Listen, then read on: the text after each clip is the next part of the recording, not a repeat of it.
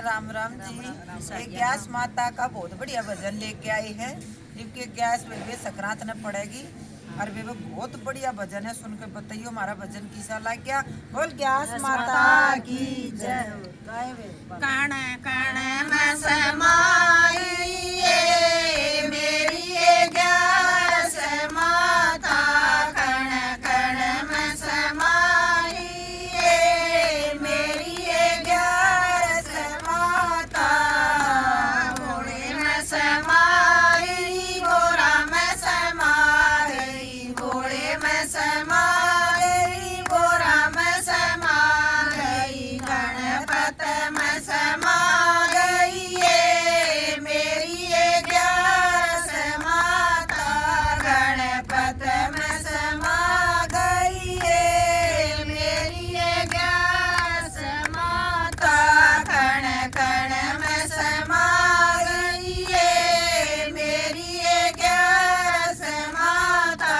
कण कण में समा गई ये मेरी ये ग्यारस माता।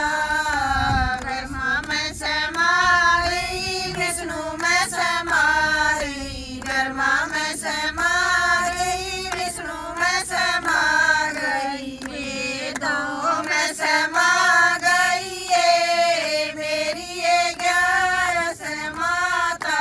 वेदों में समा गई ये मेरी ये ग्यारस माता। कण कण में समा गई ये मेरी ये ग्यारस माता।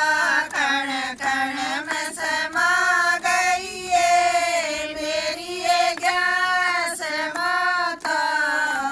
विष्णु में समा गई लक्ष्मी में समा गई, विष्णु में समा गई लक्ष्मी में समा गई, माता में समा गई ये मेरी ये ग्यारस माता। माता में समा गई ये मेरी ये ग्यारस माता। कण कण में समा गई ये मेरी ये ग्यारस माता। कण कण में समा गई ये मेरी ये ग्यारस माता। कृष्ण में समा गई लक्ष्मण में समा गई, राम में समा गई लक्ष्मण में समा गई, सीता में समा गई ये मेरी ये ग्यारस माता। सीता में समा गई ये मेरी ये ग्यारस माता। कण कण में समा गई ये मेरी ये ग्यारस माता। कण कण में समा गई ये मेरी ये ग्यारस माता। कृष्ण में समा गई राधा में समा गई, कृष्ण में समा गई राधा में समा गई, गीता में समा गई ये मेरी ये ग्यारस माता। गीता में समा गई ये मेरी ये ग्यारस माता। कण कण में समा गई ये मेरी ये ग्यारस माता। कण कण में समा गई ये मेरी ये ग्यारस माता। धरती में समा गई अमर में समा गई, धरती में समा गई अमर में समा गई, सागर में समा गई ये मेरी ये ग्यारस माता।